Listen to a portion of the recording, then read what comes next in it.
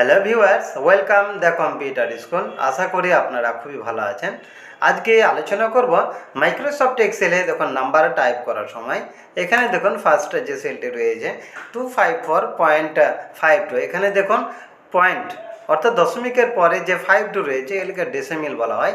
তো এই ডেসিমেলগুলিকে আপনি কিভাবে রিমুভ করবেন সেটাই আজকে দেখাবো। দেখুন নাম্বার 2 দেখুন এই টেবিলে এখানে দেখুন সমস্ত এখানে ডেসিমেলগুলি একদম রিমুভ হয়ে আছে। তো আপনি এই ডেসিমেলগুলিকে অটোমেটিক কিভাবে রিমুভ করবেন তা নিয়ে আলোচনা করব। তবে তার আগে আমার চ্যানেলটি দ্রুত সাবস্ক্রাইব করুন এবং নিয়মিত ভিডিও পেতে নোটিফিকেশান অন করুন। ফার্স্টে দেখুন আমি ডিলিট করে দিলাম। এই সেলটিকে সিলেক্ট করার পর ইকুয়াল টু দিলাম ইন্ট ফাংশন এখানে ইউজ করব।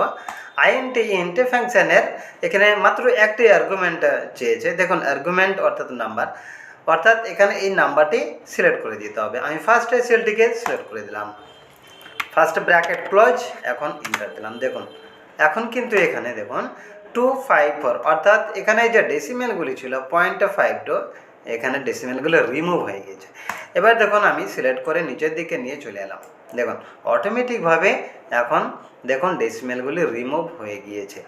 এবার দেখুন যদি আপনি মনে করুন, দেখুন এখন যদি আমি এখানে ক্লিক করি তাহলে দেখুন এখানে জাস্ট এখানে শূন্য আসছে। দেখুন এখানে কত ছিল 52, কিন্তু এখানে 52 না, এখানে শূন্য চলে এসছে। দেখুন তাহলে অটোমেটিকভাবে এই নাম্বারগুলি রিমুভ হয়ে গিয়েছে। তাহলে আপনি এইভাবে এই ইন্ট ফাংশনের মাধ্যমে আপনি অটোমেটিক আপনার ডেসিমেলগুলিকে রিমুভ করে নিতে পারবেন খুব সহজেই।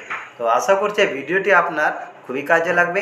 এরকম অসংখ্য টিপস পেতে আমার চ্যানেলটি সাবস্ক্রাইব করুন, লাইক শেয়ার ও কমেন্ট করুন এবং নিয়মিত ভিডিও পেতে নোটিফিকেশান অন করুন।